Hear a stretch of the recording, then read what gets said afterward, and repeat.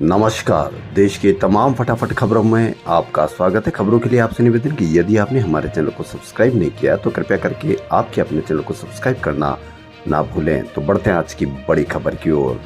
मंडी seat से BJP उम्मीदवार कंगना रानौत हुई ट्रोल। जी हां, क्यों ट्रोल हुई उसके बारे में आपको खबर देते हैं।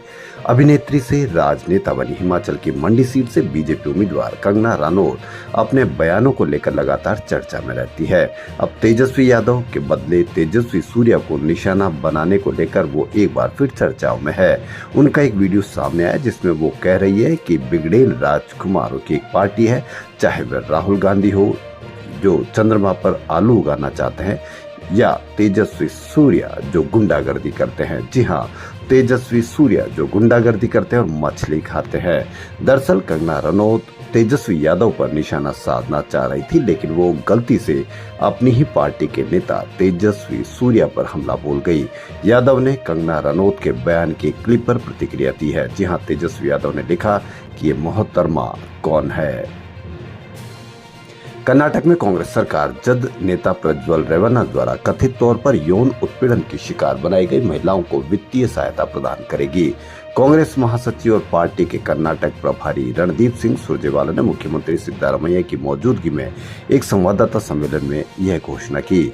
उन्होंने कहा कि कांग्रेस के पूर्व अध्यक्ष राहुल गांधी ने मांग की थी कि आरोपियों के खिलाफ उचित कार्रवाई की जाए। सुरजेवाला ने कहा कि मुख्यमंत्री सिद्धारमैया ने सैकड़ों की संख्या में दुष्कर्म पीड़िताओं को वित्तीय सहायता की घोषणा की है, क्योंकि यह एक विशिष्ट मामला है जो 75 वर्षों में कभी नहीं हुआ। उन्होंने नरेंद्र मोदी और केंद्रीय गृह मंत्री अमित शाह पर उनके गठबंधन सहयोगी जद उम्मीदवार को बचाने का आरोप भी लगाया। प्रज्वल पर कई महिलाओं से दुष्कर्म के आरोप हैं। उन्होंने पूछा, प्रज्वल के बारे में जानकारी होने के बावजूद भारतीय जनता पार्टी ने जद एस के साथ गठबंधन क्यों किया। कांग्रेस नेता प्रियंका गांधी वाड्रा, रायबरेली और अमेठी में लोकसभा चुनाव प्रचार का नेतृत्व करेगी तथा दोनों सीट पर कांग्रेस की जीत सुनिश्चित करने के लिए सोमवार से उत्तर प्रदेश के इन संसदीय क्षेत्रों में डेरा डालेगी। प्रियंका गांधी ने पहले ही प्रचार अभियान की कमान संभाल ली और सोमवार से चुनाव खत्म होने तक वह रायबरेली तथा अमेठी में डेरा डालेगी। प्रियंका अपने भाई राहुल गांधी और शर्मा की जीत सुनिश्चित करने के लिए आक्रामक तरीके से प्रचार करेगी। राहुल गांधी के पूरे भारत में प्रचार करने के साथ प्रियंका गांधी ने परिवार के दोनों गढ़ में प्रचार अभियान की कमान संभालने की जिम्मेदारी अपने ऊपर ले ली है। उन्होंने कहा कि कांग्रेस ने रायबरेली से बड़े अंतर से जीत सुनिश्चित करने और अमेठी में फिर से पार्टी को विजय दिलाने का संकल्प लिया है। कर्नाटक प्रदेश कांग्रेस कमेटी ने आदर्श आचार संहिता का कथित उल्लंघन करने को लेकर रविवार को भाजपा के राष्ट्रीय अध्यक्ष जेपी नड्डा और पार्टी के अन्य वरिष्ठ नेताओं के खिलाफ निर्वाचन आयोग से कार्रवाई करने की मांग की है। प्रदेश कांग्रेस ने आरोप लगाया कि सोशल मीडिया पर भाजपा की ओर से पोस्ट किए गए एक वीडियो में अनुसूचित जाति और अनुसूचित जनजाति समुदाय के सदस्यों को एक विशेष उम्मीदवार को वोट नहीं देने के लिए डराया धमकाया गया है। कांग्रेस ने कर्नाटक के मुख्य निर्वाचन अधिकारी को दी शिकायत में प्रदेश भाजपा के आधिकारिक अकाउंट से 4 मई को शाम करीब 5:30 बजे एक्स पर साझा एक वीडियो का उल्लेख किया गया है। इस अकाउंट का संचालन भाजपा के राष्ट्रीय अध्यक्ष जेपी नड्डा, प्रदेश अध्यक्ष BY विजेंद्र के निर्देश पर पार्टी के IT प्रकोष्ठ के प्रमुख अमित मालवीय करते हैं। चिल्लाओ, जितना ये मीडिया वाले चिल्लाएंगे ना उतना ही मुझे लगेगा ये बिल्कुल सही काम कर रहा हूं, और करो इसको।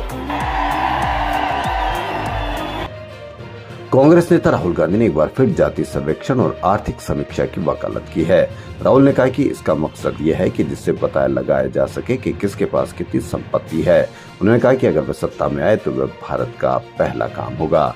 राष्ट्रीय राजधानी में न्याय मंच अब इंडिया बोलेगा में छात्रों को संबोधित करते हुए गांधी ने कहा कि एक इंडिया ब्लॉक सरकार अग्निवीर योजना को भी खत्म कर देगी और उन 1.5 लाख युवाओं को मुआवजा देगी जिनका चयन किया गया था, लेकिन उन्हें सशस्त्र बलों में उन्हें नहीं लिया गया। उन्होंने कहा कि पहला कदम आर्थिक सर्वेक्षण के साथ साथ जातिगत जनगणना है और ये पता लगाएगा कि देश में किसके पास कितनी संपत्ति है। उन्होंने कहा कि देश के 90% आबादी वाले लोगों को अपनी ताकत का अंदाजा नहीं है और वे इस बात से भी अनजान है कि उनके पास भारत की कितनी संपत्ति है। राहुल ने कहा कि वह कहते हैं कि उनकी आबादी लगभग 50% है, लेकिन वो नहीं जानते कि उनके पास कितनी संपत्ति है।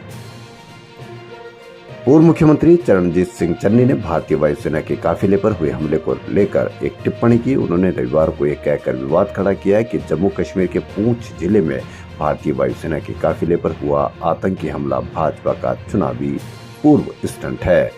जम्मू कश्मीर के पूंछ में शनिवार को वायुसेना के काफिले पर हमला हुआ था। इसे लेकर विपक्ष हमलावर है। कांग्रेस नेता और पंजाब के पूर्व मुख्यमंत्री चरणजीत सिंह चन्नी ने भारतीय वायुसेना के काफिले पर हुए हमले को लेकर टिप्पणी की। उन्होंने रविवार को यह कहकर विवाद खड़ा कर दिया कि जम्मू कश्मीर के पूंछ जिले में भारतीय वायुसेना के काफिले पर हुआ आतंकी हमला भाजपा का चुनावी पूर्व स्टंट था। उधर फारूक अब्दुल्ला ने भी कहा कि हमारा सिपाही रोज शहीद होते हैं लेकिन वे खामोश है। पूर्व मुख्यमंत्री ने कहा कि यह सब स्टंट है, आतंकवादी हमले नहीं। ये बीजेपी का चुनावी पूर्व स्टंट है, इसमें कोई सच्चाई नहीं है।